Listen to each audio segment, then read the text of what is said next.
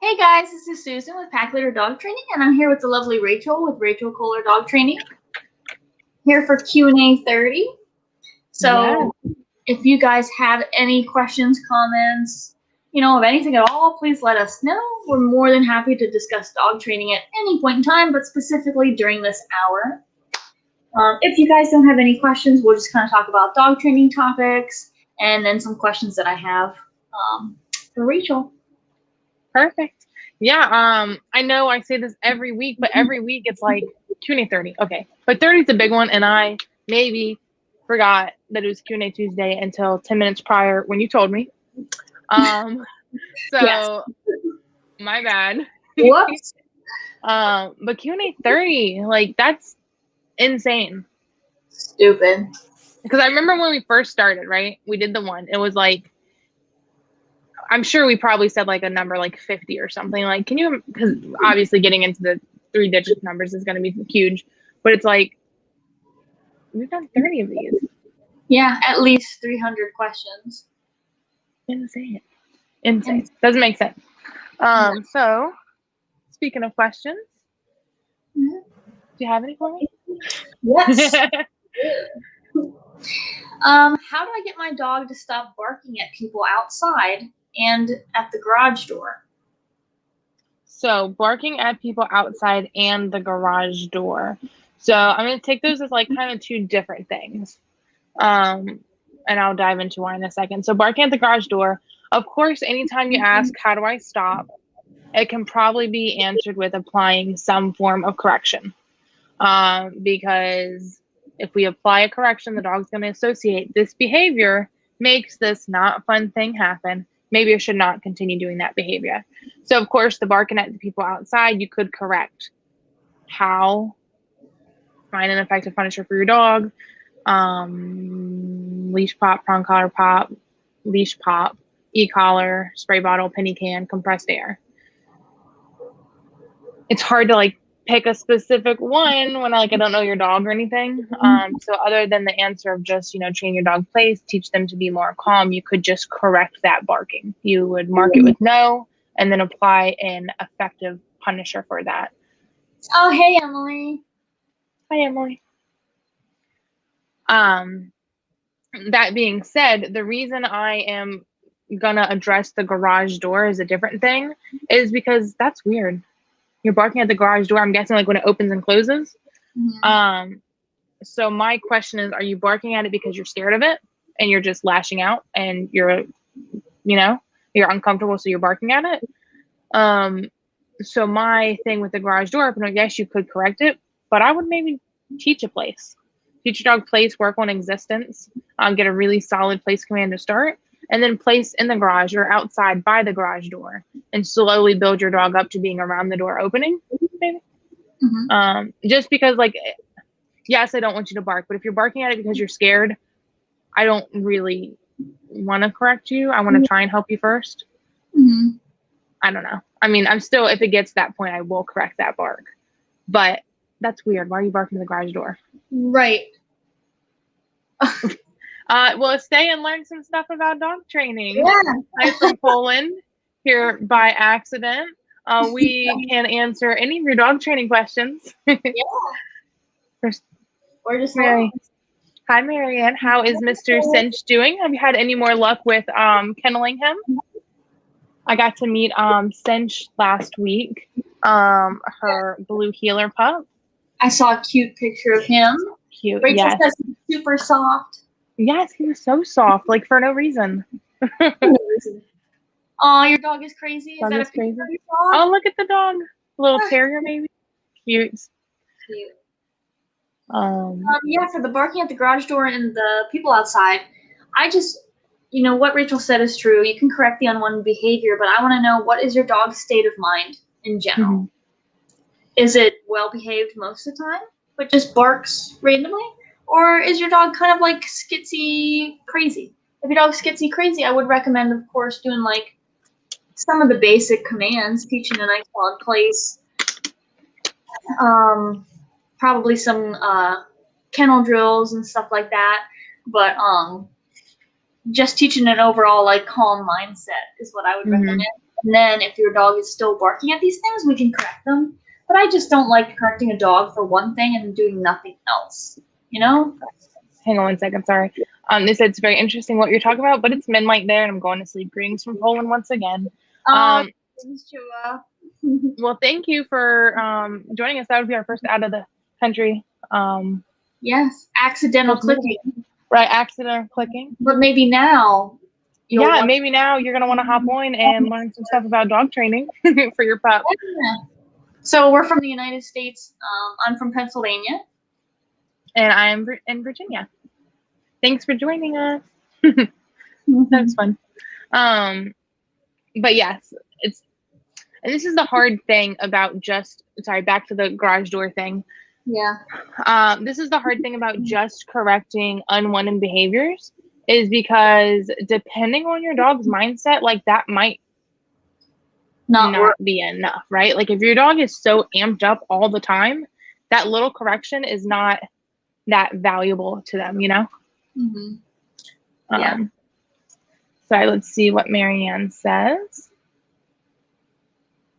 He is doing much better with going in the kennel, but doesn't like to be left in there. So grateful to get him in. Oh, that's good. Progress. Yeah. He was giving her quite a hard time going into the kennel.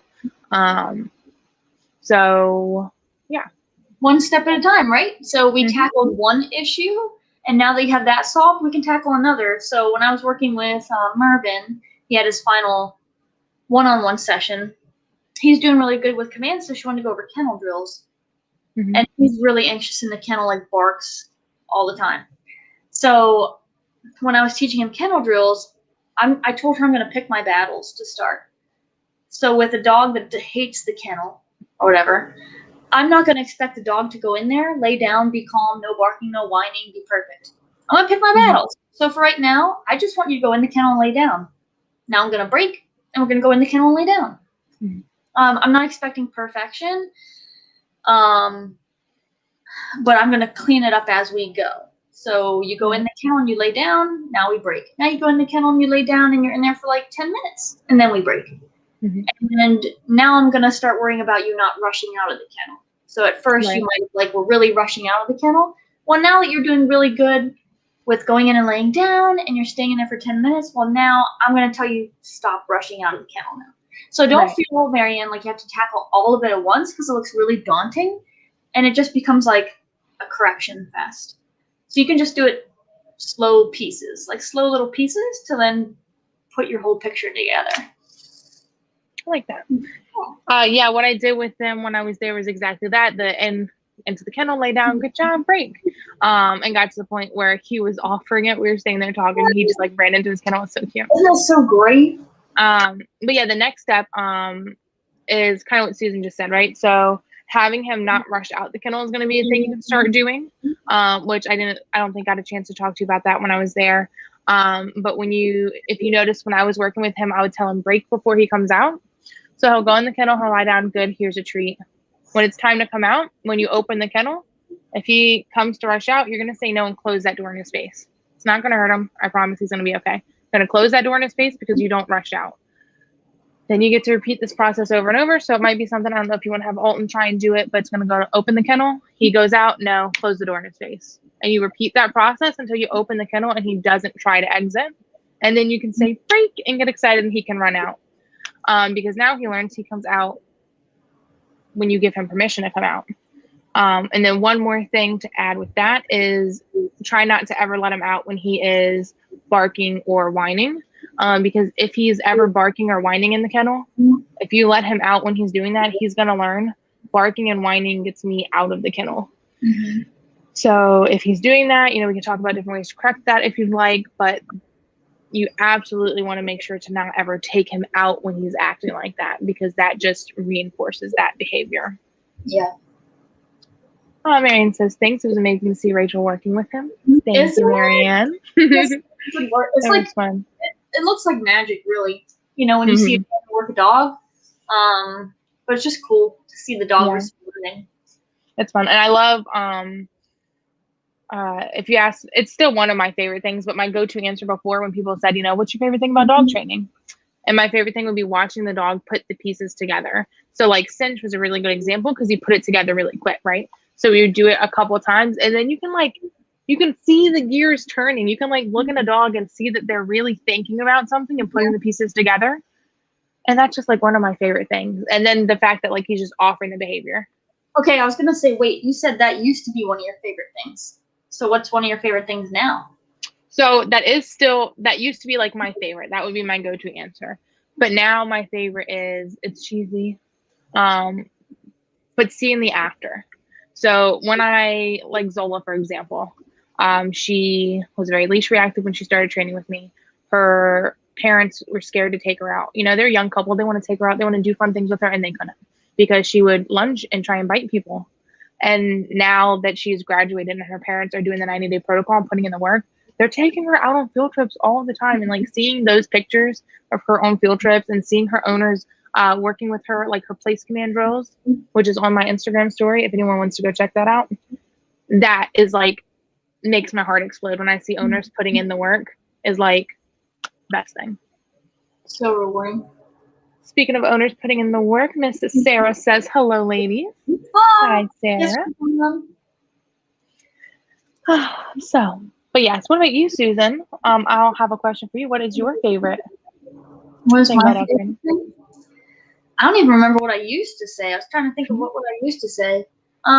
Favorite thing. Oh, I do love client education. So if I have an owner that's like really interested, like everybody's different. So sometimes you just want your dog to behave. And other times you're like, I want my dog to behave, but I want to know how you train it and why you do the things. Right. If I have an owner that wants to know the how and the why, that is a lot of fun. Because so fun. I can talk dog training all day. Is that why we do this Q&A once a week? Sometimes we do talk dog training all day. Sometimes? Most times. When do we not? Sorry, continue. Yeah. Oh, speaking of, Rachel and I are supposed to take a vacation, but that may be translating to dog training, instead of a vacation. Oh my goodness. It started out as a joke, by the way, because that song's going around. What's it called? Vacation? Yeah, Vacation by somebody. And it's talking about like your job is so great that every day is a vacation. And Susan and I have a vacation planned in August. And I made a joke about let's just get a training dog and train a dog that week together. And that joke is morphing into reality. Which is great. You guys might not know, well, you shouldn't know because we didn't know a couple weeks ago, but Rachel's coming to visit this weekend, and I scheduled a consult for somebody while she's here, and we may end up scheduling that dog during our joint vacation. So we can train this dog together. Oh my gosh. Yeah. Heather says, hi, Susan and Rachel. Howie and Penny would say hi, but they are out for the count. I'm sure I heard about the day that they had. Yes, you said they were going to fall asleep when they went home. So you were right. Now, are they sleeping on the couch together? I'm going to say yes. Passed out, I'm sure. I know I heard first field trip, right? I know this is your first with them, but was this their first as well? Going out? She said they hadn't been to the store before, so it was really cool. Exciting. So it was in the car. They didn't even make it home. Yeah, I knew it. On the couch. Oh my goodness, that's cute. Your dog just had a nice, fulfilling field trip when they fall asleep before you even get home. Yes. My parents' dog, Blue, I would know that's how we had a good trip because he would not sleep in the car. One time, the very first time he slept in the car, I looked back. I'm like, are you okay? But we went on like a really long field trip that he was just exhausted. Yes. So great. Yeah. Oh, so I guess I have to ask you a question. Yeah, because somebody forgot it was Q&A Tuesday and did not come prepared. My bad. Well, that's okay. Okay, I don't like prong collars. Can I still train my dog? Of course. There are 1,001 different ways to train a dog. You just got to find what works for you. You know, obviously we train with prong collars and e-collars, so I'm a big advocate for them. If anybody ever is like, hey, I don't like them, that's okay. Do you want to learn about them? Because I'd, again, be happy to talk about it all day long. But if you're not looking to like take in information, like if your mind is set, you can still train your dog in other ways. I just can't train your dog. I mean, I can. I just don't want to train your dog because I have found such value in these tools that I train all my dogs with them, you know? But you certainly can train your dog somehow. Yeah, I mean, you have to teach them like the pressure on, pressure off with the tool.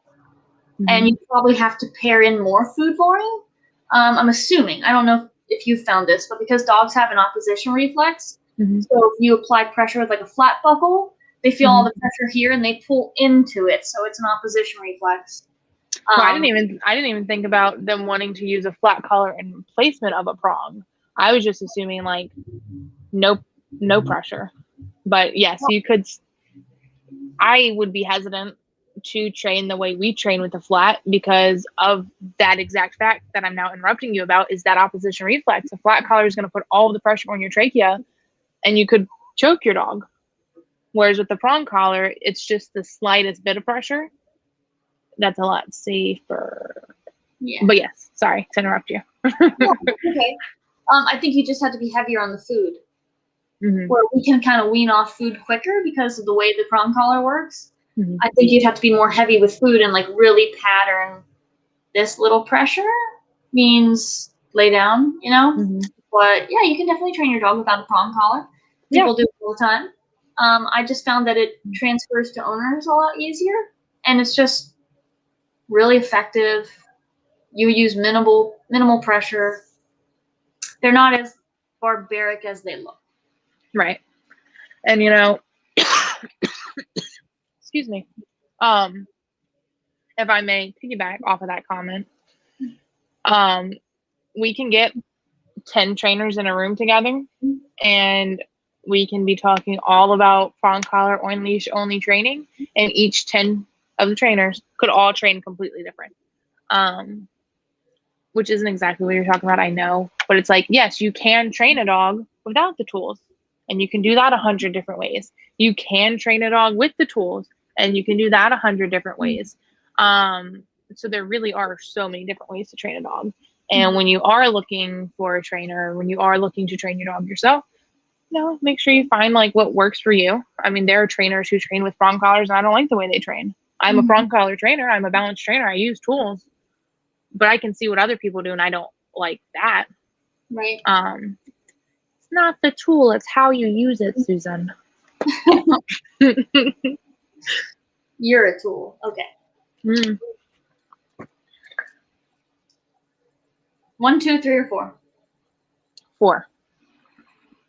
My schedule is really busy and I don't have 20 minutes twice a day to train my dog. Is it okay if I spend less time? Will I get the same results? So, let me think. It's gonna depend on your dog, first off. Could you do 4 chunks of 10-minute sections and get the same results? Maybe in the beginning. Could you do like little 5-minute sessions throughout the day? Maybe.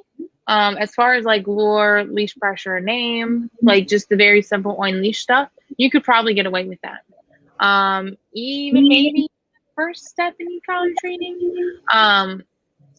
But you got to get duration eventually. I think if we're going to be real, if you're really going to put in the work and work your dog 5 to 10 minutes throughout the day, maybe it's going to take you a long time though, but you would have to go really slow and you know, it's going to take longer because I was thinking that you wouldn't be able to do duration. But if you get the dog on the e-collar, if you're sitting at your desk working, you can put your dog in a place next to you and work them.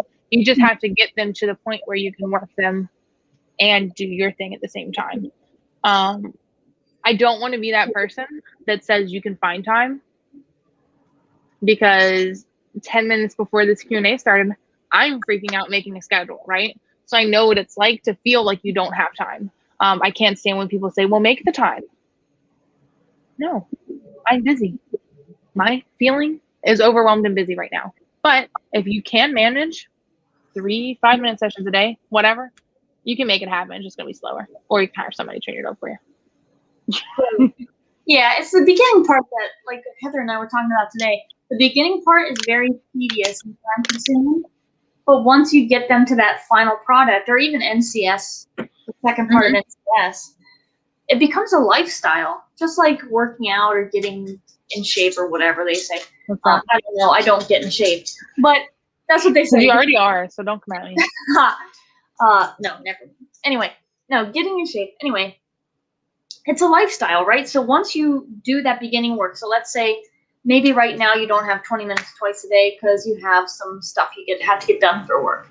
So you're only doing 5 minutes 3 times a day. Like Rachel says, it's going to take you longer. But once you get past that stage to where now your dog can do duration, it just becomes a lifestyle. So you're getting dinner ready, your dog's in place. Mm-hmm. You're sitting down doing a worksheet for work, and your dog's in a lay. Because honestly, so for like my board and trains, they're in the kennel, and then they come out to work and potty, and then they're in the kennel. Now, in the beginning, that happens a lot, and it is time consuming. But once they're on the last 2 stages of training. Speaking of training. No. To finish her thought, once they get towards the end of training, are you ready? Yeah. You look like you're ready. Yeah, I have 5 dogs in my house, and they're all in a command. And I heard like a clicking, and I'm like, who's missing? And so I'm like, oh, there's a dog that's missing. No, correction. Okay, anyway. So yeah, once you're in the final stages, it becomes a lifestyle. So if your dog is at my house for board train and they're on the last 5 days or so, depending on the dog, they become part of my life, and it's a lot more flowy. So when they come out to work, they're in place for like 45 minutes to an hour. They're in a lay for 45 minutes to an hour, and now they get some free time. Then they're back in the kennel. But like, that's working. An hour in place is working. Even though it looks like they're doing nothing, that's the joy of place. Right. They're working that whole time. So it really becomes a lifestyle, and it fits a lot easier into your lifestyle, you know? Yeah, I agree completely.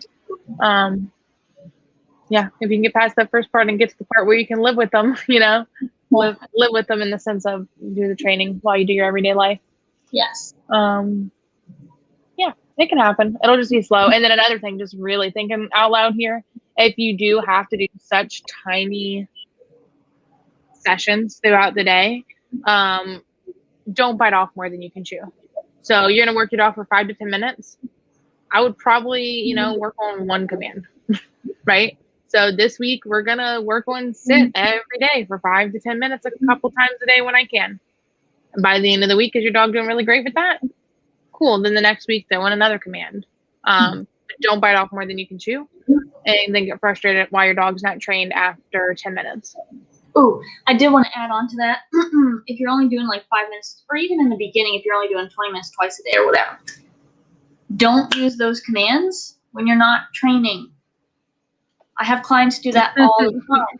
So like, if you're training your dog 5 minutes 3 times a day, in the times when you're not actively training,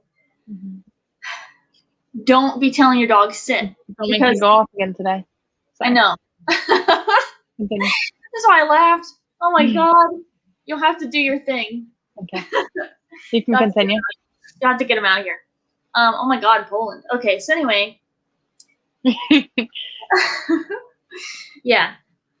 I don't even remember what I was saying now. Okay, let me just go with this. Addressed or not? Okay. This person says, good evening from Poland. Hello from Poland. Very exciting. I don't know what we did to get on the I don't know. YouTube in Poland, but hi, thanks for joining us. If you have any dog training questions, please ask. Yes, please keep it dog training related. Yep, because I do not tolerate anything but dog training related questions and comments. I will lose it real fast. Okay, so what you were saying, I can't remember because I also got distracted. Good. Oh my goodness. Ready for your next one? I'm ready for the next one. Okay. Are there breeds that are easier to train? Okay. Are there breeds that are easier to train? Hang on 1 second while I think about that and remove somebody who's annoying me because I really just don't feel like going off right now. Okay, I just blocked them. Sorry, guys. Okay. Now we So- know how to do that. Yeah, because I was like, really, do I have it in me right now to go off on this person? Somebody in the comments like, your hair looks amazing. Your eyes are breathtaking. Hi, hello. No. Okay. What was the question? Is there a breed to train that's easier? Yeah. My favorite question. Okay, I think I've said this before, and if I could remember what it was, I would take. Okay. The easiest breed to train, the easiest dog to train is going to be the dog that you put the work into. The dog that you take the time to train or hire somebody to train and then keep up with it. And it's a very, very, very smart aleck answer, but I stand by it. The reason is, yes, you know, you have the stereotypes. Border collies are smart. Labs are smart. Hounds are dumb. Sorry, guys. I don't know, other dogs. Other stereotypes. So you have these stereotypes, but it really comes down to the personality of that specific dog. And with any dog, no matter the breed, if you take that dog and you're consistent and you put in the work, you can get out a trained dog, you know? Right. So easier, you know, I would say stick to your like normal breeds. I wouldn't go get like some insane working dog from somewhere because that's going to end up being a lot. But like, I don't know, easy. I don't know. Yeah. Let's see. How many dogs do you have? I personally have 2 of my own, but I have 5 in my house right now. I have 1 of my own, and a total of 2 that I live with, and then no boarding dogs with me at the moment. Yet. Yes. Do you know the breed Tara sheepdog? I'm gonna Google it because it actually kind of sounds familiar, and I'm wondering if what I'm thinking it is. So Sheepdog. don't mind. The Tatra sheepdog? No. Oh, that's so weird. It looks like a Great Pyrenees. Oh. It looks just like a Great Pyrenees, actually. If you can see. Oh wow. Interesting. Yeah. I wonder if wonder the relation. Oh, it's a local breed. That's cool. That's really cool. I wonder if Great Pyrenees. They're probably named after where they came from. I don't know. Anyway, I don't know. That's pretty cool. Is that what you have? No. They said they only have cows and pigs. Where do you see that? Before Sonny said hi. Oh, sorry. I was too mad at that person I was blocking. Only cows and pigs. I've heard that both of those are actually really smart. You could do some cow training. Yeah. I feel like any like weird exotic pet I get, I would probably try and do training with it, honestly. Yeah.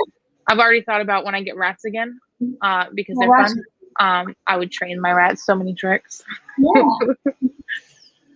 But yes, my smart aleck answer, I don't have a breed that I would say to somebody is easier to train. I guess I could go and say a lab, you know, but what do you think? What would be your response if somebody says, hey, Susan, exactly that question, what's the easiest breed to train? So I wouldn't go with breed, really. I would go with the personality of the dog. I'd go with the personality of the dog. Mm-hmm. So if you have a dog so you want to find your dog's motivation. Some mm-hmm. dogs is easier to find food, right? So if you have a dog that's not food driven, even with limiting their food intake, that one's a little bit harder to find their motivation. Yeah, you can still train them. But easiness wise, Jack Attack, he's easy to train because he will do the things for food. So if I have this kibble out, he's like, yes, ma'am, what can I do for you today? And then he'll offer me 3 things to be like, is this what you want? So a dog that's food driven trains up real nice. and like one that wants to please you. So you can tell a dog that just wants to work. They're Right. easier. But you can train any dog. I haven't found a dog you can't train yet. I think that's a great answer. I really like that, finding their motivation. Yeah. That what type of dog? One that's motivated. Real quick before they hop off, I'm weak at English, so you have to speak slowly without an accent. Just props to you for watching it, because I don't know any other language other than English, and I barely know that. And I do have a habit of speaking very fast, which is not good to all of my viewers. So thank you.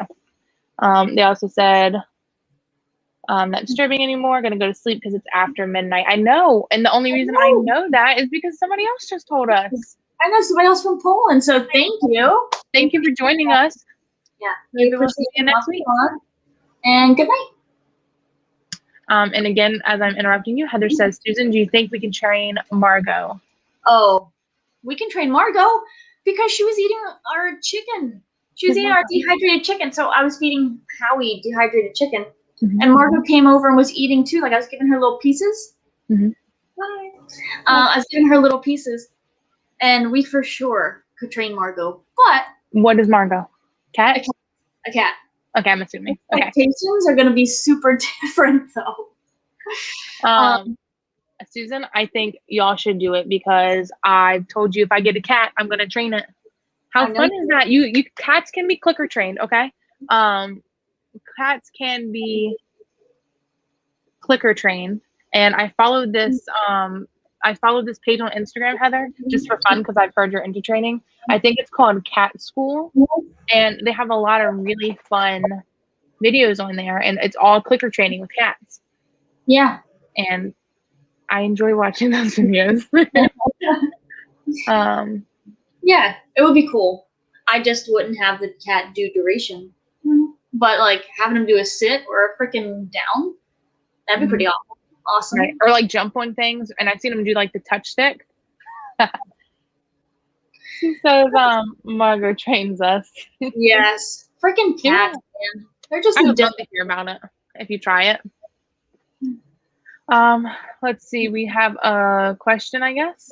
It says, oftentimes dogs have a sense of natural disasters before they occur. Do you think humans might have that ability, but we have been drowned out by the conditioning that we've created within our society?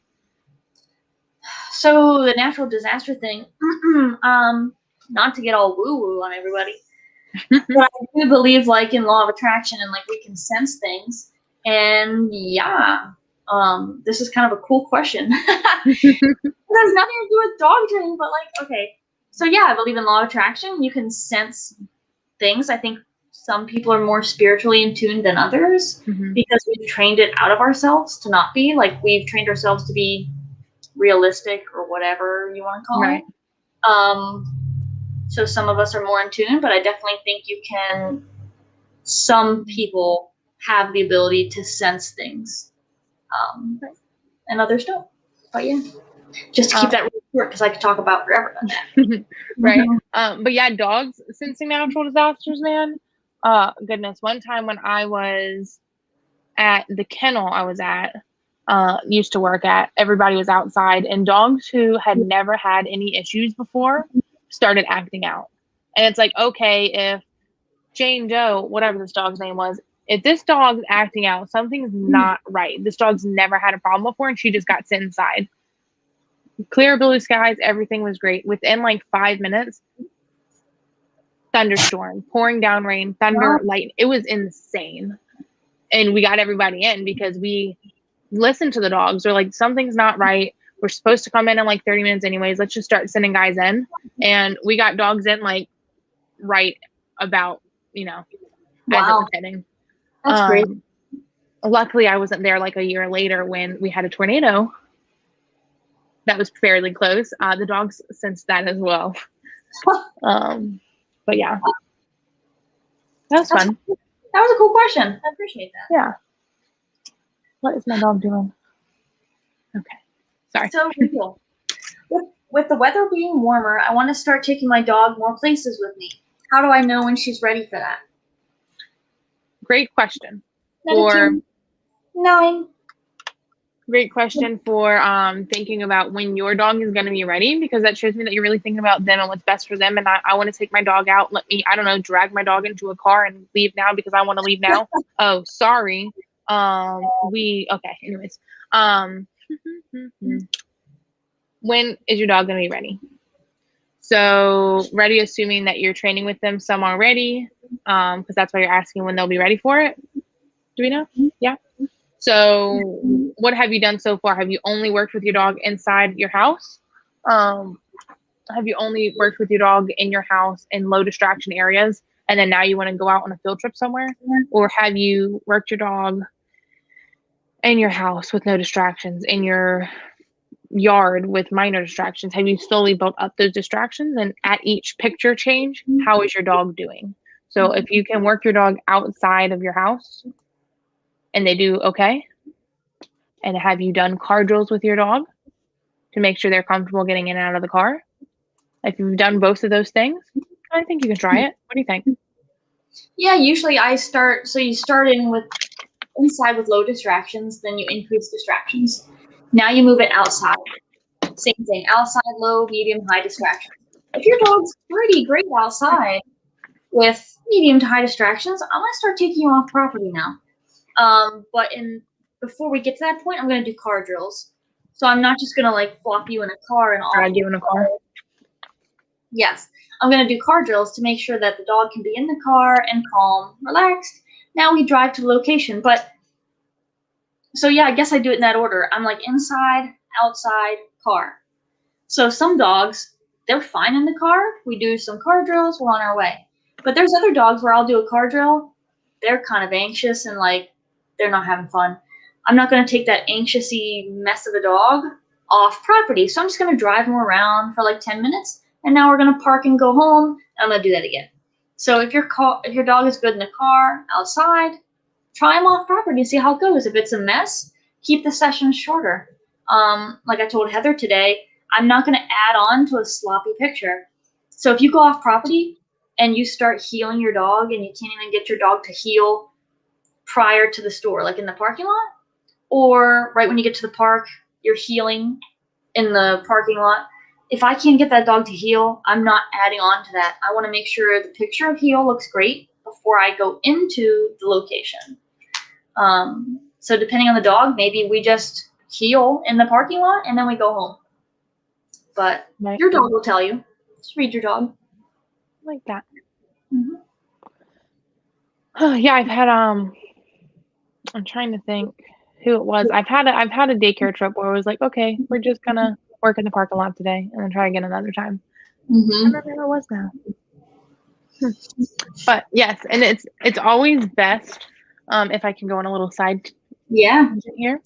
It's always best to end a session if it's not going well. Even though like your instinct is to not.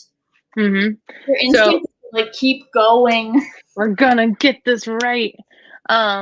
Because one of the things we say, and it's funny because it is gonna contradict itself. So we say, keep doing it until you can do it without pressure, or keep doing it until the dog gets it right, because you want to end on a good note. So if dog's at point A and I'm at point B and I recall you and it's sloppy, but you get to me, I want to keep doing that until you get to me from A to B and it's nice and clean.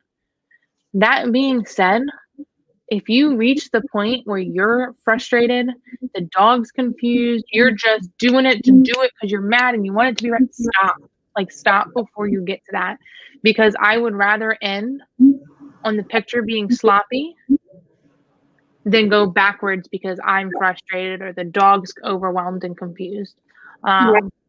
Because I'm not going to bring up the video, but because I know it's easy as people to be like, this is what I want to happen, so I'm going to make this happen. I want this dog to get in this car, so I'm going to drag their butt into the car. No, just stop. Take a step back.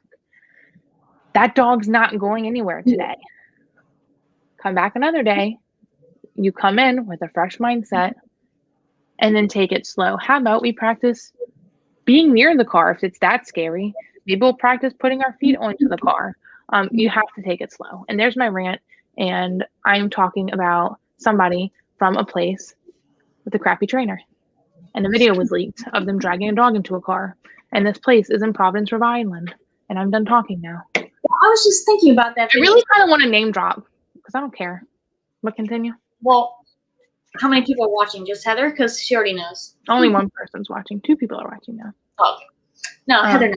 So, yeah, a video was leaked of them dragging this dog into this car. And I was just thinking, well, you know, it popped in my mind like they didn't have time to like condition it. And I was like, no, they have dogs for at least 4 weeks. Whereas even Susan here has dogs for only 2 weeks. And I don't drag them by their neck up into the car. But like, you got a whole 4 weeks. What are you doing? Right. And the thing is, even if they didn't have time, I know you're playing devil's advocate here, but even if you didn't have time, that dog shouldn't have gone on a field trip. Because, okay, an expression from this trainer, right, at Providence, Rhode Island, I almost said the name.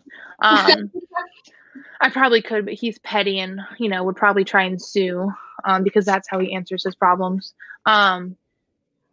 He says, for a walk example, it starts before you leave.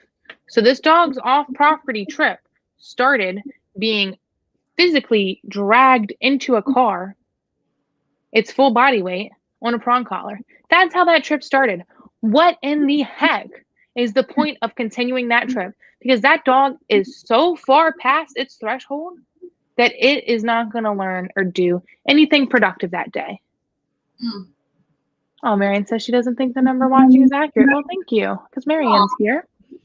Yeah, so at that point, what is the point of going on that trip? Because you've just stressed that dog out so much that the whole rest of his trip is going to be filled with negative experiences and it's all going to suck. Right. So y'all don't belong anywhere near dogs.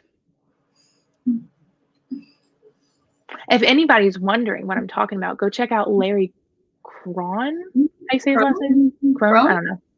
Yeah, some dog trainer named Larry something with a K on his Facebook. There's a nice, cute video, and you should share it everywhere because I'm really upset that people aren't talking about it.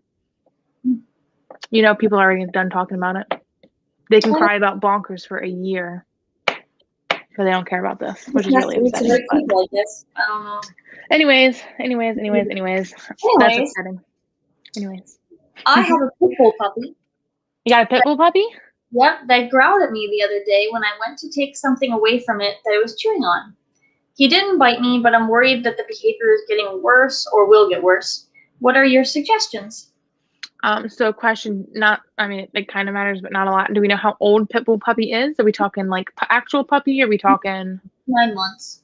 9 months? Okay, that's borderline, not puppy. I mean, kind of, but still. So you went to try and take something from it, and it growled at you. You are right to be concerned about this behavior because we don't want that to escalate. So what can you do? You can, again, correct the growl, but I am more about the mindset. So who are you to think it's okay to growl at me? Right? It's funny, but like, who are you to growl at me? I feed you.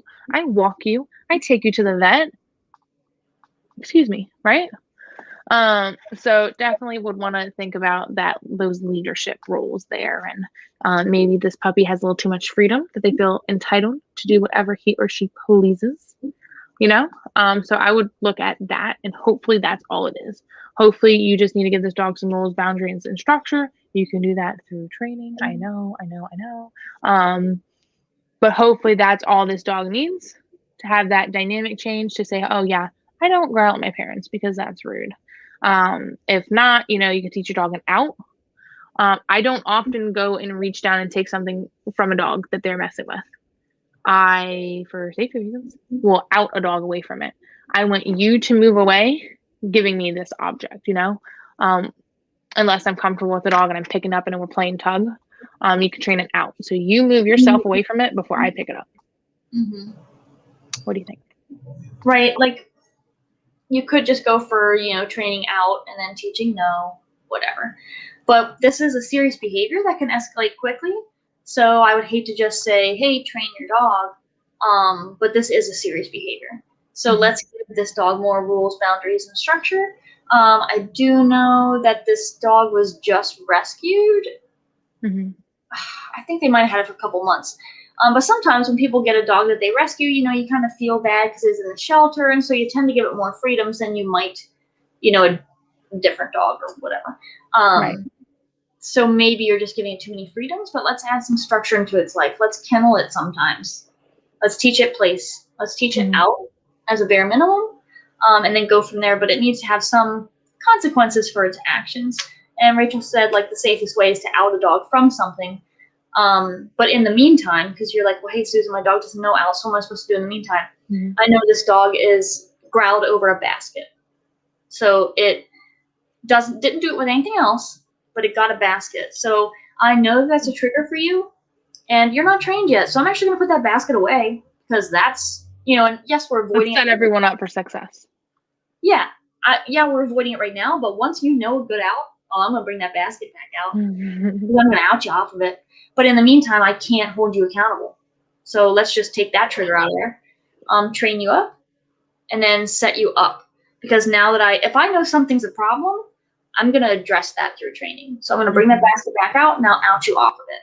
Or now that you're trained, so the difference between out and no, because my owners will say, well, when do I say no and when do I say out? You can say out to prevent having to say no. So if your dog already gets to the basket and is chewing on it, I'm going to have to say no and punish that. But let's say your dog goes up to the basket, you can out them from it. So no is you never want your dog to do this. Out the words right out my mouth. Out is just go away, get away from it. So that's the difference. And if I may add something, another thing, I like to do this, like, it's a part of adding rules and boundaries and structure, but especially if I have a dog who's got any sort of like aggression or, this resource guarding situation, I do what's, I think it's called, all good things come from me. So again, that's not your, I think it was a toy, right? That's not your toy. That's mine. And I'm allowed out the basket, right? Is that what they went to go pick up and the dog got them from? Yeah. I'm sorry, it's just so random. It's like a basket. Okay, sorry. It's not funny. All good things come from me. So this is a little bit of a different situation because that's a basket. And I just don't want you to have this basket because I'm assuming it's not a dog toy basket. But say that also goes over to like a dog toy or something. That's not your dog toy. That's mine. And it sounds very like rude, but have that mindset, right? So the toys aren't out all day for you to play with whenever you want. I bring the toys out. The food isn't in the bowl all day long for you to eat whenever you want. I'm bringing the food, going to have you work for it through training or even just a simple sit and wait to be released. You want to go outside? Cool. I own outside. Wait to be released. Simple little tiny things like that. That's how your dog, it's called all good things come from me because that's how your dog is going to view it. It's that shift in dynamic. This person is super relevant and literally all good things in my life come from them. And it's going to have a ripple effect and help in addition to training because resource aggression sucks. So nip it in the bud now. That's cool. I like that. All good things come from me. Yeah, it's what I tell everybody I've ever met ever because I'm awesome. I've heard you say it, but like your description of it is cool. Yeah. You got any questions for me there, dear? Question for you, Susan.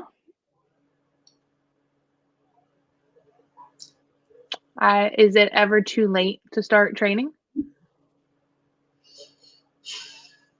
I'm trying to think of a not initial answer. So I had an initial answer. I'm like, let's think about it.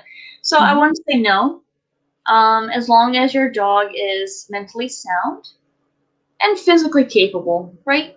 You can train your dog. So the oldest dog I trained was Tooth.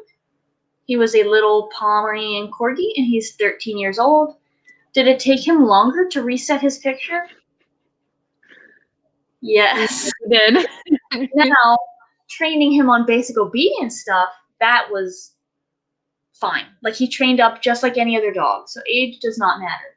But if you're wanting to stop an unwanted behavior, in my experience, he had so many pictures of the bad behavior that it did take much longer than previous dogs that I've trained. Now, I don't know if that's due to his age. I can just make that assumption. Right. But he was able to be trained.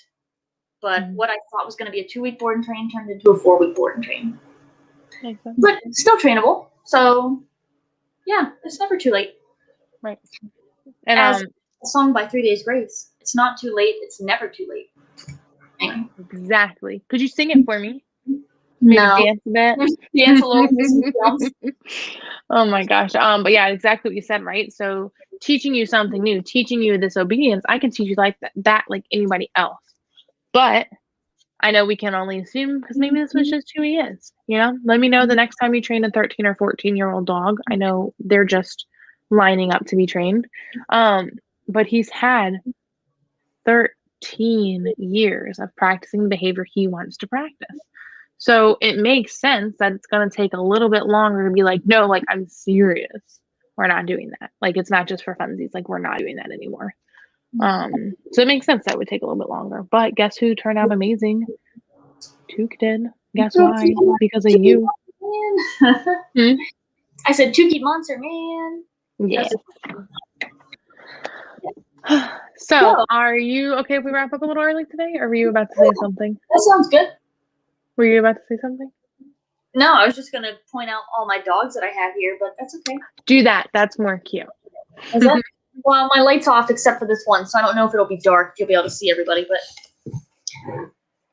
hold on, let's unplug you. So I do have. Oh yeah, it is too dark. There you go. It's adjusting.